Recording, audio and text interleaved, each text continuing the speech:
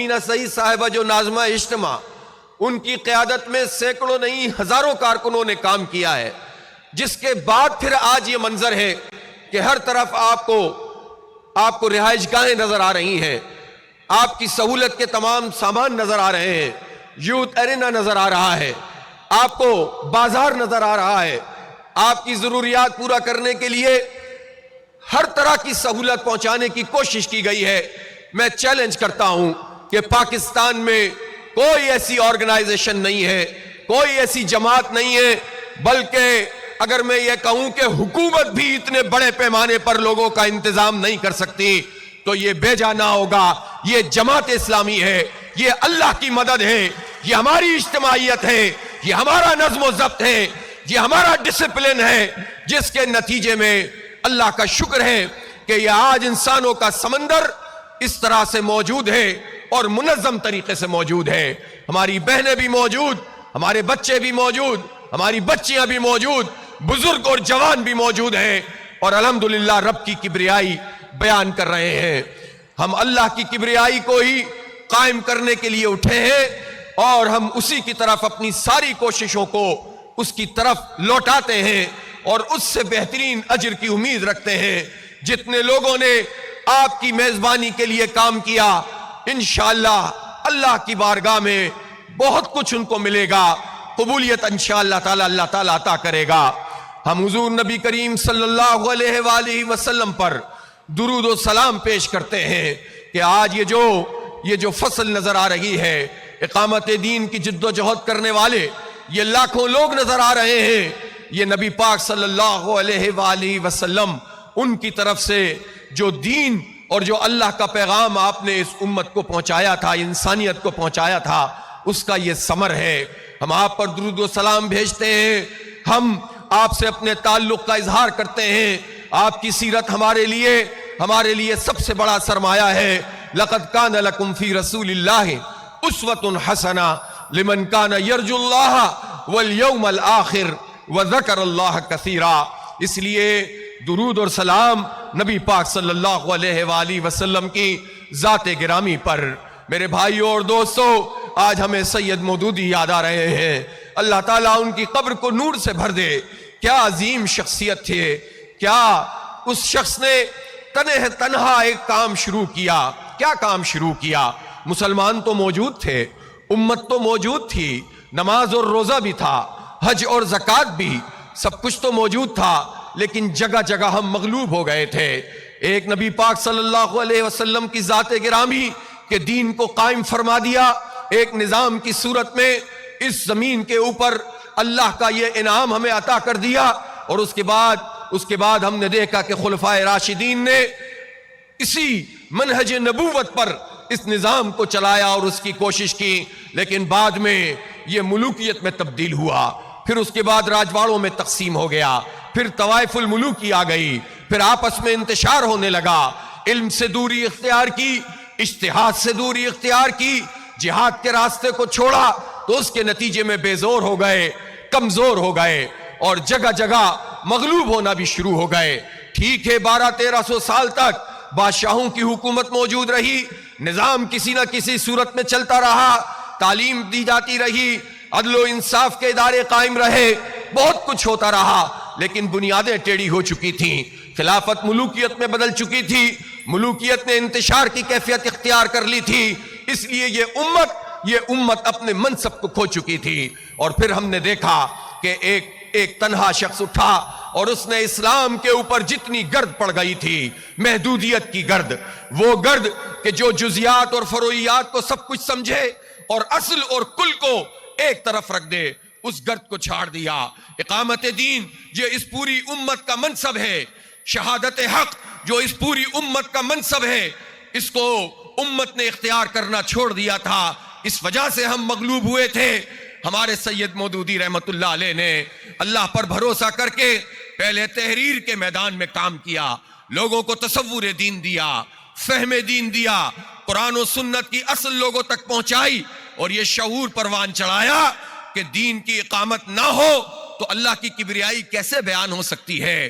جب اللہ رب العالمین کو ہم سب کچھ اپنا مانتے ہیں، وہ مالک ہے اور خالق ہے، وہ مالک ہے اور قادر مطلق ہے، تو پھر کیسے ممکن ہے کہ اس کی خدائی کا اور اس کی الوہیت کا اقرار ہم مسجد میں تو کرتے ہوں، عدالت میں نہ کرتے ہوں، سیاست میں نہ کرتے ہوں، ریاست میں نہ کرتے ہوں، معیشت میں نہ کرتے ہوں، حکومت میں نہ کرتے ہوں؟ تو اس کا مطلب تو یہ ہے کہ مسجد کا رب اللہ ہے، اور عدالت اور معیشت کا اور قانون اور حکومت کا اور ریاست کا اس کا رب انسانوں کو بنا رکھا ہے، قوموں کو بنا رکھا ہے۔ یہ سب سے بڑا شرک ہے۔ اس شرک کو ختم کرنا ہوگا اور دین کو ایک نظام بنانا ہوگا، دین کو غلبہ عطا کرنا ہوگا۔ والذی ارسل رسولہ بالہدی ودین الحق لیظہرہ علی الدین کلہ وکفی باللہ شہیدا۔ اس کی مصداق ہمیں اپنی ذمہ داریوں کو ادا کرنا ہوگا۔ پہلے تحریر لوگوں کے دل و دماغ پہ اثر کرتی رہی، رسالوں میں لکھے جانے والی تحریک آہستہ آہستہ لوگوں کو اپنا اسیر بناتی چلی گئی، اور پھر جب لوگ جڑنے لگ گئے، علمی بنیاد پر جڑ گئے، فکری بنیاد پر جڑ گئے، تو پھر یہ تحریک ایک تحریک کے قابل قالب میں سید مودودی نے ڈھال دی، اور اس تحریک کے لیے اس تنظیم اور اجتماعیت کا راستہ اختیار کیا جو آج الحمدللہ ایک زبردست تناور درخت بن گیا ہے۔ وہ چھوٹا سا پودا آج پھل دے رہا ہے، برگ و بار لا رہا ہے۔ انسانوں کا سمندر تو یہاں مینار پاکستان پہ موجود ہے۔ اس لیے اللہ کا شکر ادا کرتے ہیں، اس کی کبریائی بیان کرتے ہیں، رسول پاک صلی اللہ علیہ وآلہ وسلم پر درود و سلام بھیجتے ہیں، اور سید مودودی کے لیے دعائے مغفرت کرتے ہیں کہ اللہ تعالیٰ ان کی قبر کو نور سے بھر دے، کہ ان کے طفیل یہ تحریک ہمیں ملی ہے جس میں کوئی ذاتی غرض نہیں ہے، جس میں کوئی اجتماعی گروہی غرض نہیں ہے، بلکہ اقامت دین کی یہ تحریک ہے کہ اللہ کا نظام اور اس کا دین ایک سسٹم کے طور پر قائم کیا جائے۔ اس لیے آج اپنے عزم کو دہرانے کی ضرورت ہے۔ ہم یہاں کیوں آئے ہیں؟ ہم یہاں اس لیے آئے ہیں کہ آج سے 84 سال پہلے جو جماعت اسلامی قائم ہوئی تھی وہ 75 افراد پر مشتمل تھی۔ اسی شہر لاہور میں جماعت بنی تھی، 74 روپے 14 آنے کے فنڈ سے قائم ہوئی تھی۔ اور پھر اس کے بعد کیا ہوا تھا؟ اس کے بعد یہ ہوا تھا کہ ایک عظیم انقلاب اس بر صغیر میں رونما ہوا تھا، پاکستان بنا تھا، اور پاکستان بنا تو جماعت اسلامی پاکستان بھی بنی، جماعت اسلامی ہند بھی بنی، اور پھر بعد میں تو ہمارا ایک بازو جدا ہو گیا تو جماعت اسلامی بنگلہ دیش بھی بنی، لیکن اس سے پہلے تو یہ پوری ایک جماعت اسلامی تھی۔ تو جماعت اسلامی یہ محض ایک جماعت نہیں ہے، اس کے کوئی صرف سیاسی جماعت نہ سمجھے، جس طرح دیگر سیاسی جماعتیں ہوتی ہیں جو زندہ باد مرد آباد پہ چلتی ہیں، جو شخصیات پہ چلتی ہیں، جو وراثت پہ چلتی ہیں، جو وصیت پہ چلتی ہیں، جو خاندانوں پہ چلتی ہیں، جو جاگیرداری پہ چلتی ہیں، جو وڈیرہ شاہی پہ چلتی ہیں، جو سرمایہ داری پہ چلتی ہیں، جو اسٹیبلشمنٹ کے سہاروں پہ چلتی ہیں، جو بین الاقوامی اسٹیبلشمنٹ کے اشاروں پہ چلتی ہیں۔ جماعت اسلامی ایسی سیاسی جماعت نہیں ہے۔ ہم سیاست کو عبادت سمجھ کے کرتے ہیں، اور سیاست کو اس لیے کرتے ہیں کہ کانت بنو اسرائیل تسوسہم الانبیاء، کہ جب کسی نے پوچھا تھا تو نبی پاک صلی اللہ علیہ وسلم نے فرمایا تھا کہ بنو اسرائیل کی سیاست تو بنو اسرائیل کے انبیاء فرماتے تھے۔ ہمارے آقا نامدار صلی اللہ علیہ وسلم نے سیاسی عمل کو آگے بڑھاتے ہوئے اللہ کا نظام قائم کیا تھا، حکومت اور ریاست قائم کی تھی۔ اس لیے ہم سیاست کرتے ہیں، یہ ہماری ذاتی غرض کے لیے نہیں ہے، کسی الیکٹیبل کے لیے نہیں ہے، کسی امیر جماعت کے لیے نہیں ہے، اللہ کے لیے، اس کے رسول کے لیے ہے، ان کے لائے ہوئے نظام کے لیے ہے۔ اس لیے جماعت اسلامی کو ہم دینی تحریک ہیں، ہمیں کوئی مذہبی گروہ نہ سمجھیں، ہمیں کوئی مسلکی گروہ نہ سمجھیں۔ یہ فرقہ واریت، اس کو ہم نے 100 بار اپنے سے جدا کر دیا ہے۔ ہم فرقہ واریت پر یقین نہیں رکھتے، ہم مسلکوں کا احترام کرتے ہیں۔ ہر امام جس نے فقہ کو مرتب کیا وہ قابل قدر ہے، ہر عالم دین جس نے دین کی خدمت کی وہ ہمارے ماتھے کا جھومر ہے، ہر وہ شخص جس نے دین کے لیے کوئی چراغ بھی جلایا ہو وہ ہمارے لیے بہت معنی رکھتا ہے۔ لیکن ہم ان مسلکوں کی بنیاد پر، فرقوں کی بنیاد پر امت کو تقسیم نہیں کرتے، بلکہ سب لوگوں کو جوڑنے کا فریضہ انجام دیتے ہیں۔ اس لیے ہم مذہبی اور مسلکی گروہ نہیں ہیں، ہم دینی تحریک ہیں، اور دین کا مطلب نظام ہوتا ہے، دین کا مطلب کسی عقیدے کی روشنی میں زندگی کے پورا نظام ہوتا ہے، اور ان الدین عند اللہ الاسلام، کہ دین تو اللہ کے نزدیک صرف اور صرف اسلام ہے۔ باقی جتنے ادیان ہیں، چاہے جتنے نظام ہیں، وہ ضرور کچھ نہ کچھ لوگوں کو ڈیلیور کر سکتے ہوں گے، لیکن مکمل نظام تو صرف اور صرف اسلام ہے۔ اسلام عدل فراہم کرتا ہے، اسلام انصاف فراہم کرتا ہے، اور اسلام صرف مسلمانوں کو عدل نہیں دیتا، اسلام یہودیوں کو بھی، عیسائیوں کو بھی، ہندوؤں کو بھی، ہر مذہب کے فرد کو برابر سمجھتا ہے۔ عدالت میں سب ایک جیسے ہوتے ہیں، کسی کو استثناء حاصل نہیں ہوتا۔ 27ویں ترمیم کے ذریعے استثناء لینے والوں سن لو کہ اللہ کے نزدیک جو نظام ہمیں دیا گیا ہے، اس میں نہ کسی صدر کو کوئی استثناء ہے، نہ فیلڈ مارشل کو کوئی استثناء ہے، نہ کسی وڈیرے جاگیردار کو کوئی استثناء ہے، نہ کسی سرمایہ دار اور وزیر اعظم کو کوئی استثناء ہے۔ سب کو پیش ہونا پڑے گا۔ اللہ کا نظام سب کے لیے ہے، اس لیے یہ عدل کا نظام ہے، یہ انصاف کا نظام ہے، یہ وہ نظام ہے جو انسانیت کی بھلائی چاہتا ہے، ترجیحات کا تعین کرتا ہے۔ اس لیے یہ جماعت اسلامی نہ مذہبی گروہ ہے، نہ عام معنوں میں سیاسی کوئی جماعت ہے، بلکہ یہ اسلام کے غلبے کی تحریک ہے جو انسانیت کی بھلائی چاہتی ہے۔ اسی لیے ہمارا ویژن گلوبل ہے۔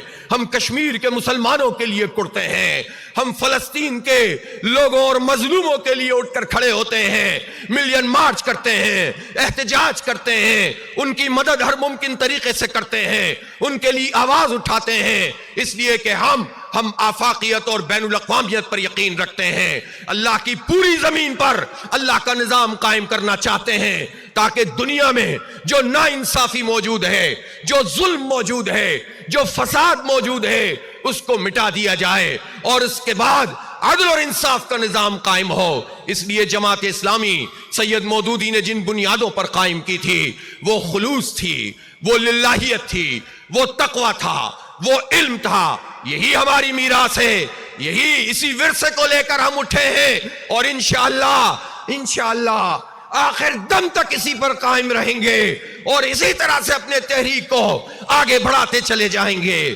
خلوص اگر موجود ہو تو ذات کی نفی ہو جاتی ہے، للہیت موجود ہو تو کوئی بڑا نہیں ہوتا۔ ایک اجتماعی جد و جہد ہوتی ہے، اور وہ تحریک ہوتی ہے جس پہ ہم سب مل کر آگے بڑھ رہے ہوتے ہیں۔ میرے بھائیوں اور دوستوں، پوری دنیا کے جو حالات ہیں، آپ انٹرنیشنل سیشن میں تفصیل سے اس کی آگاہی بھی حاصل کریں گے، اسلامی تحریکوں کے حوالے سے واقفیت بھی آپ کو ملے گی۔ بس کہنا یہ چاہتا ہوں کہ دنیا میں اگر 8-9 ارب انسان موجود ہیں تو 20% لوگوں کی اجارہ داری 80% لوگوں پر قائم ہے، 80% لوگوں کے استحصال پر 20% لوگوں کی دکان چل رہی ہے، اور ان 20% لوگوں میں بھی جو نظام ہے، اس میں بھی سرمایہ داری کا نظام ہے، اس میں بھی وہ نظام ہے کہ جس میں حکومتیں بھی سرمایہ دار بناتے ہیں۔ امریکہ کی جمہوریت کا بہت غلغلہ ہے، امریکہ میں بہت ڈیموکریسی کی اور انسانی حقوق کی بات کی جاتی ہے، مغرب اس کا چیمپئن بنتا ہے، لیکن ہمیں کوئی بتائے کہ کیا امریکہ میں کوئی مڈل کلاس کا آدمی بغیر سرمایہ داروں کی مدد کے امریکہ کا پریزیڈنٹ بن سکتا ہے؟ کسی یورپی ملک میں کتنے مڈل کلاس ہیں جو اوپر آ سکتے ہوں؟ لابنگ، رشوت کا نام لابنگ رکھ دیا ہے، یہ اپنی مرضی سے ڈیزائن کر لیتے ہیں، چونکہ ان کی جمہوریت بے خدا جمہوریت ہے، یہ اللہ کی حاکمیت کو نہیں مانتے، تو پھر اس کے بعد اپنی مرضی کا نظام وضع کر لیتے ہیں، اور پھر چند لوگوں کی اجارہ داری پوری دنیا میں قائم ہوتی ہے۔ اور یہی امریکہ کبھی ہیروشیما ناگاساکی پہ بم پھینک کر لمحوں میں لاکھوں لوگوں کو قتل کر دیتا ہے، کبھی عراق میں قتل کرتا ہے، کبھی افغانستان میں قتل عام کرتا ہے، اور کبھی اسرائیل کو سپورٹ کر کے انسانیت کو کچلنے کا کام کرتا ہے، نسل کشی کرتا ہے۔ یہ کیسی انسانیت ہے، یہ کیسی جمہوریت ہے کہ ہر وہ قرارداد کہ جو مظلوموں کے حق میں اٹھتی ہو اس کو آپ ویٹو کر دیتے ہیں، اور آپ کہتے ہیں کہ ہم جمہوریت کے چیمپئن ہیں۔ یہ نہیں چلے گا، دنیا کا یہ نظام اب اس طرح ظلم پر نہیں چل سکتا، نا انصافی پر نہیں چل سکتا۔ یہ اس لیے آپ کا جو ویژن ہے وہ یہ ہے کہ آپ تو صرف مسلمانوں کے نجات دہندہ نہیں ہے، آپ تو پوری انسانیت کے نجات دہندہ ہیں۔ آپ کے پاس جو نظام ہے وہ اعلیٰ اور عرفہ ہے، سب کی خدمت کرنا چاہتا ہے اور جانتا ہے، اس لیے اس ویژن سے کام کرنا ہے۔ لیکن ہم یہ سمجھتے ہیں کہ ہم اپنے مقامی حالات سے غافل نہیں ہو سکتے۔ اسلامی تحریک اپنا ویژن تو عالمی رکھتی ہے لیکن کام مقامی حالات میں کرتے ہیں۔ ہمارے ملک کے حالات دیکھ لیجئے، اس وقت ہمارا ملک بڑی تمناؤں سے بنا تھا۔ ہم جس جگہ پہ یہاں موجود ہیں یہ مینار پاکستان ہے۔ یہاں 23 مارچ 1940 کو ایک قرارداد پاس کی گئی تھی کہ مسلم اکثریتی علاقوں پر مشتمل ایک ملک بنے گا، اور اس ملک کے لیے کوئی دوسری چوائس نہیں تھی سوائے اس کے کہ پاکستان کا مطلب کیا؟ پاکستان کا مطلب کیا؟ لا الہ الا اللہ کے لیے یہ ملک بنا تھا، اللہ کی حاکمیت کے لیے، جرنیلوں کی حاکمیت کے لیے نہیں، جاگیرداروں وڈیروں کی حاکمیت کے لیے نہیں، سرمایہ داروں اور مافیاز کی حاکمیت کے لیے نہیں، اللہ کی حاکمیت کے لیے۔ اور اس کے عوام کو وہ طاقت فراہم کرنی تھی جو اللہ نے عوام کو عطا کی ہے، کہ اللہ کے بعد انسانوں کو اللہ نے یہ مقام دیا ہے کہ انہیں وہ طاقت فراہم کی گئی ہے، لیکن یہاں پر عوام کے حق پہ ڈاکہ ڈالا گیا ہے اور لا الہ الا اللہ کے نظام سے ہمیں دور رکھا گیا ہے۔ اس لیے آج ہم مینار پاکستان کے سائے تلے ایک مرتبہ پھر اسی عزم کا اظہار کر رہے ہیں کہ انشاءاللہ اس ملک میں عدل کا نظام لائیں گے، انصاف کا نظام لائیں گے، اور انسانوں پر جو انسان خدا بن بیٹھے ہیں انہیں ان کے منصب سے معزول کریں گے، محروموں کی آواز بنیں گے، مجبوروں کی آواز بنیں گے، مزدوروں کی آواز بنیں گے، کسانوں کی آواز بنیں گے، نوجوانوں کی آواز بنیں گے، طلبہ کی آواز بنیں گے، ہر اس فرد کی آواز بنیں گے جس کا حق غصب کیا جاتا ہے، اور ہم اپنی اس تحریک کو انشاءاللہ مہمیز دیں گے، عزم سے ہم کنار ہو کر جائیں گے اور ایک بڑی تحریک کو برپا کریں گے۔ میں اجتماع کے تیسرے دن انشاءاللہ لائے عمل کا اعلان کروں گا، جس کے بعد ایک عزم سے، ایک نئے عزم سے بدل دو نظام تحریک پاکستان کے چپے چپے میں چلے گی، گاؤں گاؤں میں چلے گی، کھیتوں کھلیانوں میں چلے گی، تعلیمی اداروں میں چلے گی، مسجد کے میناروں سے آوازیں آئیں گی، ممبروں سے چلے گی، اور کھیل کے میدانوں سے چلے گی۔ ہر جگہ پہ انشاءاللہ ہم لوگوں کو بیدار کریں گے۔ ظلم کا یہ نظام اب مزید نہیں چل سکتا۔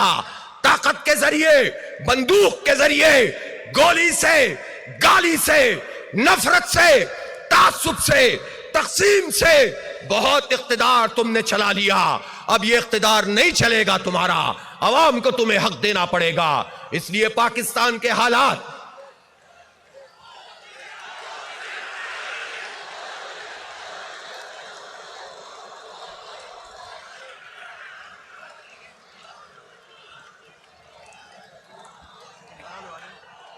چلنے دیں۔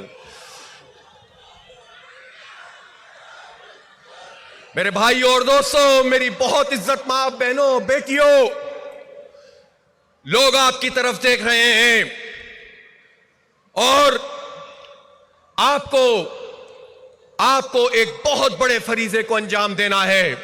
ہماری مشاورت کا عمل جاری ہے۔ میں انشاءاللہ 23 تاریخ کو دوپہر میں لائے عمل کا اعلان کروں گا، لیکن ابھی یہ میں کہنا چاہتا ہوں کہ 3 باتیں ایسی ہیں جس پر ہم لائے عمل کا اعلان کریں گے۔ کشمیر، اس پر ہم سودے بازی نہیں کرنے دیں گے۔ یہ بھارت سے جب جنگ ہوئی تو پوری قوم ایک ہو گئی تھی، سب نے حکومت کا ساتھ دیا۔ ہمیں معلوم تھا یہ فارم 47 والی حکومت ہے، ہمیں معلوم تھا کہ یہ 17 سیٹیں بھی نہیں جیتے، اقتدار میں لے آئے گئے ہیں۔ ہمیں شکوہ اسٹیبلشمنٹ سے کہ جس نے یہ سارا ارینجمنٹ کیا، لیکن اس کے باوجود جب دشمن سامنے آ کر کھڑا ہوا تو ہم نے کہا کہ اس وقت اختلاف نہیں کریں گے، اتحاد کا مظاہرہ کریں گے۔ اللہ تعالیٰ نے خصوصی استعانت فرمائی، بھارت کو ہزیمت سے دوچار ہونا پڑا، تو ہم نے افواج کا بھی حوصلہ بڑھایا، حکومت سے بھی اپنے تعاون کا یقین دلایا اور قوم کو بھی مجتمع کیا۔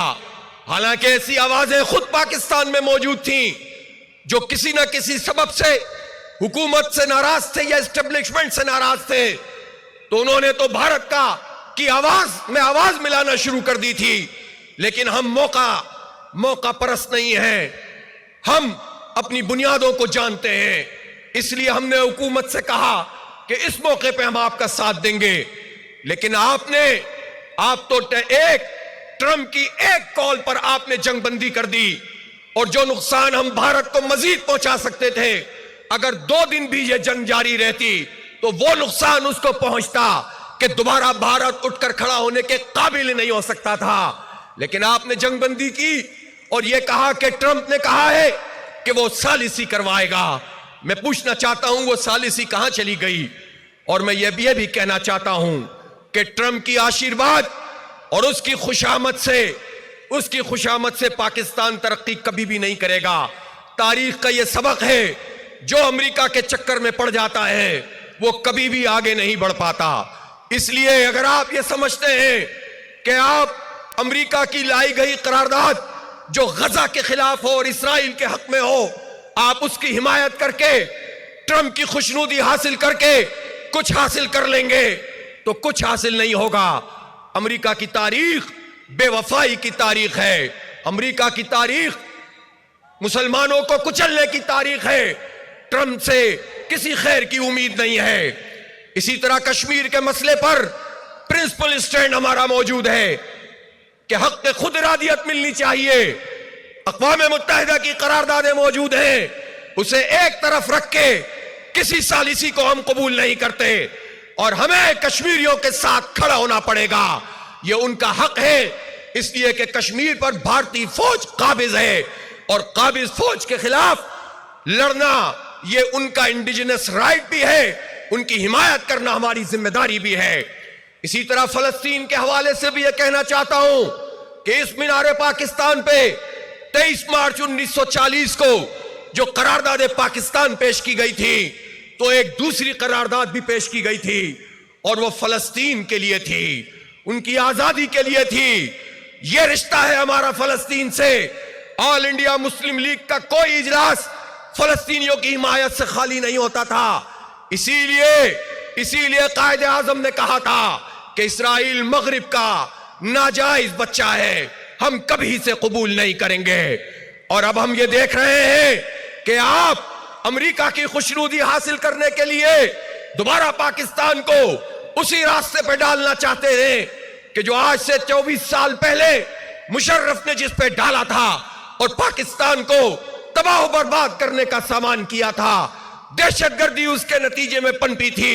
ہمارا خیبر پختونخوا بدامنی کا شکار ہوا، بلوچستان بدامنی کا شکار ہوا۔ بھارتی را یہاں پر دہشت گردی کرتی ہے، امریکی CIA اور بلیک واٹر نے یہاں دہشت گردی کی۔ آپ نے ہمارے بارڈر کو غیر محفوظ کیا صرف امریکہ کی محبت اور اس کے خوف سے۔ کیا ایک مرتبہ پھر آپ ہمیں امریکہ کی گود میں ڈالنا چاہتے ہیں کہ افغانستان سے بھی ہماری جنگ ہو جائے اور انڈیا کے آگے ہم سرنگو ہو جائیں؟ کبھی بھی ایسا نہیں کرنے دیں گے۔ اور ایک بات پاکستان کے حکمران سمجھ لیں کہ کسی بھی صورت میں اگر تم نے سوچا بھی کہ ابراہیم ایکارڈ کا حصہ بنو گے، تمہیں عبرت کا نشان بنا دیں گے ہم انشاءاللہ۔ تمہاری داستان تک بھی نہ ہوگی داستانوں میں۔ مت سمجھو کہ تمہارے پاس طاقت ہے، بندوق ہے، یہ سب دھری کی دھری رہ جاتی ہے جب بپھرے ہوئے عوام نکلتے ہیں اور اپنے ایمانی جذبے سے لبریز نکلتے ہیں تو پھر کچھ نہیں چلتا۔ اس لیے اسرائیل سے دوستی یا ابراہیم ایکارڈ کا حصہ بننا اور فلسطینیوں سے بے وفائی کسی صورت میں قابل قبول نہیں ہے۔ اچھی طرح سے حکمران اس بات کو سمجھ لیں۔ اور ہم یہ بھی چاہتے ہیں کہ پاکستان میں ایک آئین موجود ہے، ایک دستور موجود ہے۔ یہ دستور ہمیں بنیادی انسانی حقوق دیتا ہے، یہ دستور ہمیں تعلیم کا حق دیتا ہے، یہ دستور صحت کی سہولتوں کا اظہار کرتا ہے، یہ دستور بتاتا ہے کہ خواتین کو تحفظ کیسے دیا جائے گا، یہ دستور بتاتا ہے کہ یہ چاروں صوبوں کے عوام کس طرح سے ایک ہو سکتے ہیں، ان کے حقوق کس طرح مل سکتے ہیں۔ یہ دستور ایک جامع دستاویز ہے، اس کے لیے لوگوں نے بہت قربانیاں دی ہیں، اس میں جماعت اسلامی کا ایک بنیادی کردار رہا ہے۔ یہ دستور تو موجود ہے جس میں یہ بھی لکھا ہے اور واضح طور پر لکھا ہے، پہلے یہ پریمبل تھا، اب دستور کا حصہ ہے کہ حاکمیت اعلیٰ اللہ تعالیٰ کی ہے، قرآن و سنت کے منافی کوئی قانون سازی نہیں ہو سکتی۔ لہٰذا ہم یہ کہنا چاہتے ہیں کہ پاکستان کا نظام پاکستان کے دستور کے تابع نہیں ہے، پاکستان کا نظام انگریزوں کا بنایا ہوا ہے، پاکستان کا نظام اس میں لوگوں کو حق نہیں ملتا۔ دستور کہتا ہے کہ حاکمیت اعلیٰ اللہ تعالیٰ کی، قرآن و سنت کے منافی کوئی قانون سازی نہیں ہو سکتی، لیکن سود کی معیشت موجود ہے جو اللہ اور اس کے رسول سے جنگ ہے۔ دستور کہتا ہے 25A میں کہتا ہے کہ 5 سے 16 سال کے بچوں کو مفت اور لازمی تعلیم دی جائے گی، یعنی معیاری تعلیم دی جائے گی۔ دوسری کلاس بتاتی ہیں کہ سب کو برابر کی سطح پر برابر کے مواقع ملیں گے، لیکن یہاں غریبوں کی تعلیم الگ ہے، مڈل کلاس کی الگ ہے، امیروں کی الگ ہے، سب کو برابری کے مواقع نہیں ملتے۔ دستور کی خلاف ورزی ہے، انگریز کا بنایا ہوا نظام چل رہا ہے۔ بیوروکریسی جس کو قوم کا خادم ہونا چاہیے وہ قوم کی حاکم بن جاتی ہے۔ مائنڈ سیٹ یہ بنایا جاتا ہے جو لینڈ ریفارم پڑوسی ملک میں 1947-48 میں ہو گئی، آج 78 سال بعد بھی نہیں ہو سکی۔ انگریزوں نے جن لوگوں کو سینکڑوں مربع زمین عطا کی تھی، غداریوں کی وجہ سے، مسلمانوں کا خون بہانے کی وجہ سے، وہ جاگیردار اور ان کی نسلیں آج بھی ہم پر مسلط ہیں۔ 97% چھوٹے کاشتکار اور کسان ہیں، صرف 3% بڑے بڑے جاگیردار ہیں، لیکن جو زرعی پالیسی ہے وہ جاگیرداروں کی مرہون منت ہے۔ یہ سارے بڑے سینکڑوں مربع والے جاگیردار پورے سال میں صرف 6 ارب روپے جمع کراتے ہیں، اور مڈل کلاس تنخواہ دار طبقہ 550 ارب روپے انکم ٹیکس جمع کراتا ہے۔ یہ ناانصافی کا نظام ہے، یہ VIP کلچر کا نظام ہے۔ یہاں چینی مافیا، یہاں آٹا مافیا، یہاں IPPs مافیا، یہاں پر آڑتیوں کی اجارہ داری کا نظام جو حکومت سے ملے ہوئے ہوتے ہیں، کسانوں کا استحصال کرتے ہیں۔ یہاں وہ نظام جہاں 8.5 کروڑ لیبر موجود ہیں اور 90% کو ملازمت کے بنیادی حقوق حاصل نہیں ہے۔ یہاں ہماری ماؤں بہنوں کو تحفظ حاصل نہیں ہے، باعزت ٹرانسپورٹ حاصل نہیں ہے، دفتروں میں ہراسمنٹ کا نشانہ بنتی ہے۔ کوئی عدالت نہیں ہے کہ جو انہیں عزت کے ساتھ ان کے مسئلے کو ٹیک اپ کر سکے۔ گھریلو تشدد ہو یا سماجی تفریق ہو، یہ عزت سے اپنا حق حاصل نہیں کرتی۔ بحیثیت مجموعی وراثت میں ان کو حصہ نہیں دیا جاتا۔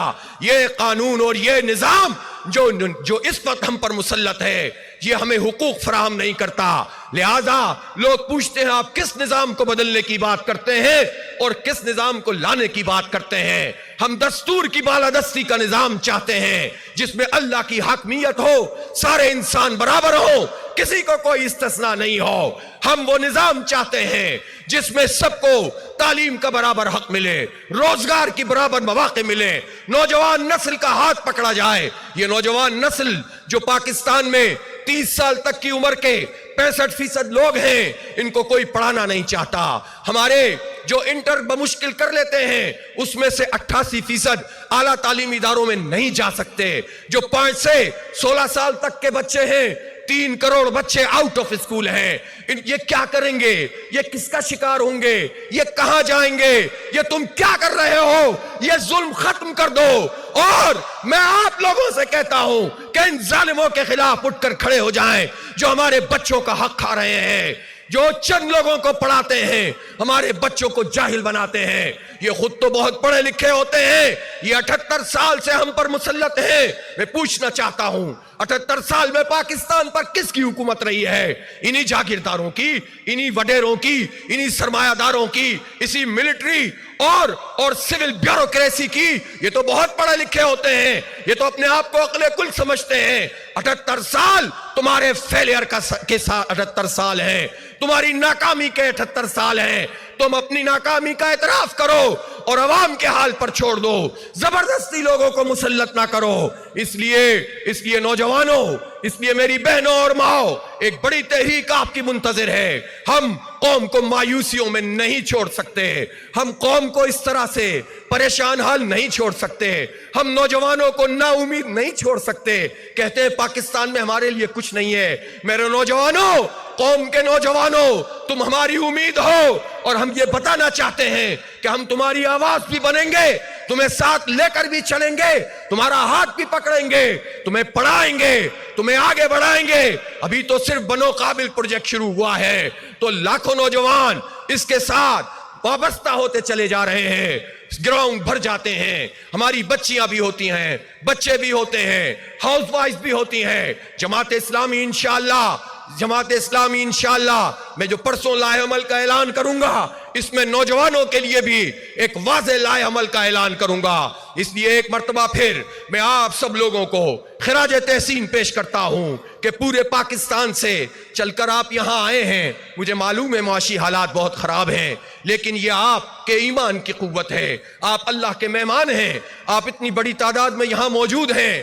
آپ کو اگر کوئی تکلیف پہنچتی ہے تو میں پہلے ہی امیر جماعت کی حیثیت سے آپ سے معذرت چاہتا ہوں، لیکن یہ ضرور کہنا چاہتا ہوں کہ بڑے مقاصد کے لیے چلنے والے چھوٹی چھوٹی تکلیفوں پہ پریشان نہیں ہوتے ہیں۔ تکلیفیں دیکھنی ہے،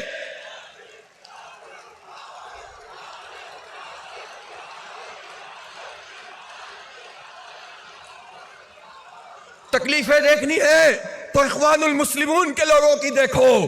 کوئی 20 سال، کوئی 25 سال جیل میں رہتے رہے، 1 سال کے لیے آئے پھر جیلوں میں پھینک دیے گئے۔ تکلیفیں دیکھنی ہے، نہیں بھول سکتے ہم مشرقی پاکستان کے شہداء کو اور قربانیاں دینے والے جماعت اسلامی اور اسلامی چھاتر شبر کے نوجوانوں کو، جنہوں نے پھانسیوں کے پھندے پر جھولنا پسند کر لیا، نظریے کی قربانی نہیں دی۔ تکلیفیں تو انہوں نے چھلی ہیں، اور خود کیا پاکستان میں اللہ بخش کو شہید نہیں کیا گیا؟ کیا یہاں اس خطے میں ہمارے نوجوانوں کے گلے نہیں کاٹے گئے؟ کیا کراچی میں ہمارے شہداء نے قربانیاں نہیں دی ہیں؟ کیا پورے ملک میں تعلیمی اداروں میں لوگوں نے حق کی خاطر اور سچ کی خاطر جانیں قربان نہیں کی، کیریئر قربان نہیں کیے؟ اس لیے یہ حق کا راستہ ہے، سچ کا راستہ ہے۔ حالات ایک سے نہیں رہتے، ذہنی طور پر تیار ہو جائیے۔ جب آپ نظام کو چیلنج کریں گے تو ہر طرح کے حالات آ سکتے ہیں۔ کیا آپ ہر طرح کے حالات فیس کرنے کے لیے تیار ہیں؟ کیا قربانیوں کے لیے تیار ہیں؟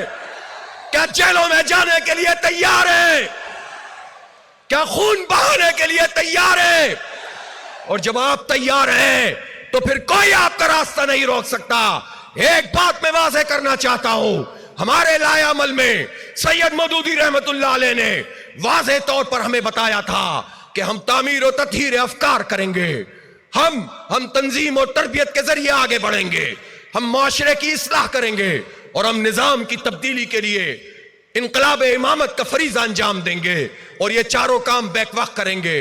اور یہ بھی بتا دیا تھا کہ زیر زمین نہیں کریں گے، یہ بھی بتا دیا تھا سازشوں کے ذریعے اقتدار میں نہیں آئیں گے، یہ بھی بتا دیا تھا کہ فارم 47 پر کوئی ہمیں لانے کا سوچے بھی نہیں۔ ویسے تو یہ کسی بھی صورت میں ہمیں لانے کا نہیں سوچ سکتے، اس لیے کہ یہ سمجھتے ہیں کہ جماعت اسلامی آئے گی تو ان کے للے تللے، ان کی کرپشن، ان کی لوٹ مار کہاں جائے گی۔ لہذا ایک ہی راستہ ہے، اللہ پر بھروسہ کرو اور رائے عامہ کو ہموار کرو، پرامن سیاسی مزاحمت کرو، ظلم کی ہر اقدام کو چیلنج کرو، مقامی سطح پر بھی کرو اور قومی سطح پہ بھی کرو، بین الاقوامی سطح پہ بھی کرو۔ مقامی حالات سے کٹ کر کوئی تحریک اسلامی تحریک نہیں ہو سکتی۔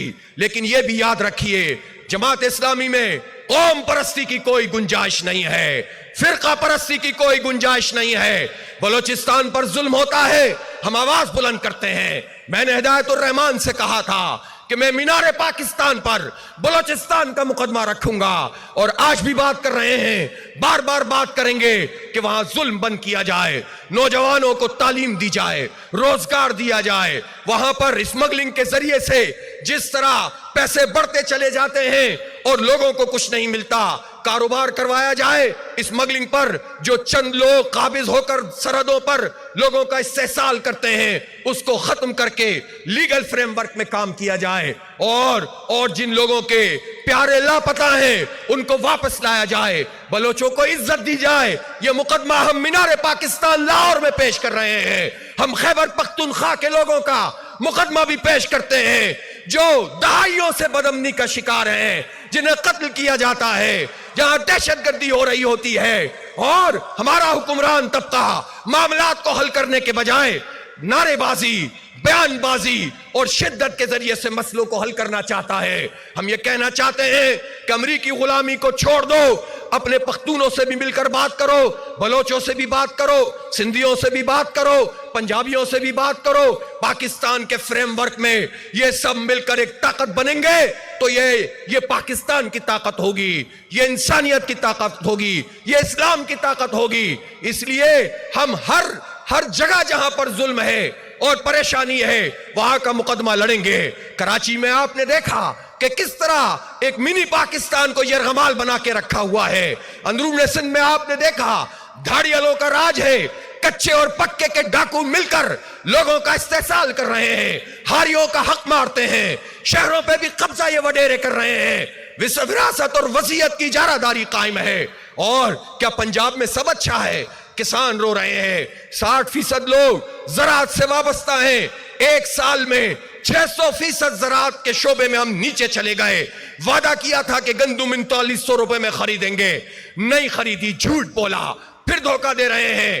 گندم امپورٹ کرتے ہیں اس میں بھی کرپشن کرتے ہیں، ایکسپورٹ کرتے ہیں اس میں بھی کرپشن کرتے ہیں، چینی امپورٹ کرتے ہیں، ایکسپورٹ کرتے ہیں اس میں بھی کرپشن کرتے ہیں۔ سیمنٹ مافیا آ گیا ہے اور لوہا مافیا آ گیا ہے، سال کے 12 مہینے 12 مافیاؤں کا راج رہتا ہے۔ کیسے چلے گا یہ نظام؟ اس لیے پورے پاکستان کی آواز بننا ہے۔ آزاد کشمیر اور گلگت بلتستان کے لوگوں سے بھی کہنا چاہتا ہوں، وہ بھی بڑی تعداد میں آج یہاں موجود ہیں، آپ ہمارے بھائی ہیں، آپ کو ہم پاکستان کا حصہ سمجھتے ہیں۔ یہ تو ہماری بین الاقوامی مجبوری ہے کہ چونکہ حق خود ارادیت کا معاملہ ہے، ریفرنڈم ہونا ہے، ورنہ تو آپ پاکستان ہیں، پاکستان آپ ہیں۔ اگر چند لوگوں کی وجہ سے کوئی پریشانی ہوتی ہے تو پاکستان کو کوئی قصور نہیں ہے۔ آپ آزادی سے پاکستان میں آتے ہیں، یہاں ملازمتیں کرتے ہیں، ہم آپ کو دل میں بساتے ہیں، آپ سے ہمیں کوئی جدا نہیں کر سکتا۔ کشمیر پاکستان کا ہے، پاکستان کشمیر کا ہے، اور پورے کے پورے کشمیر اور جموں کا ہے، گلگت بلتستان کا ہے۔ تو گلگت بلتستان کے پہاڑوں میں رہنے والوں، آزاد جموں و کشمیر کے لوگوں اور مقبوضہ کشمیر کے لوگوں، پاکستان تمہارا ہے، پاکستان کے لوگ تمہارے ہیں۔ اس لیے کبھی بھی آزاد کشمیر کے لوگ یہ نہ سمجھیں کہ ہم سے جدا ہو کر آپ کو کچھ مل جائے گا۔ وہ جو مشرقی پاکستان جدا ہوا تو آج کیوں پلٹ کر آ گیا ہے؟ کیوں اس نے انڈیا کے خلاف تحریک شروع کر دی ہے؟ کیوں حسینہ واجد کو ایئر لفٹ سے اٹھانا پڑا تھا؟ بڑے نعرے لگے تھے، بڑی باتیں ہوئی تھیں، لیکن یہ ناکام ہو گئے لوگ جنہوں نے انڈیا کے کہنے پر یا ان کی آشیرواد سے کوئی کام کیا ہے۔ اس لیے پاکستان شہباز شریف، نواز شریف کا نام نہیں ہے، عاصم منیر جنرل کا نام نہیں ہے، زرداری کا نام نہیں ہے، عمران خان کا نام نہیں ہے، ایون نعیم الرحمان کا بھی نام نہیں ہے۔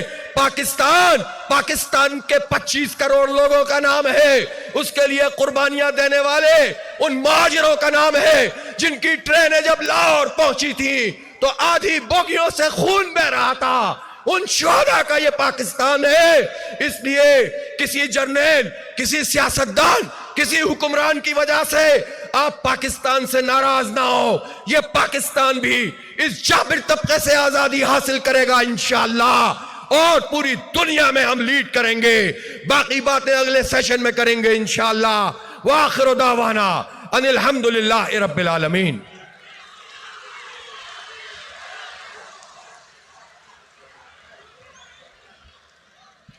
اللہ اکبر لا الہ الا اللہ واللہ اکبر وللہ الحمد۔ حاضرین محترم، ہمارے افتتاحی سیشن کا اختتام ہو گیا۔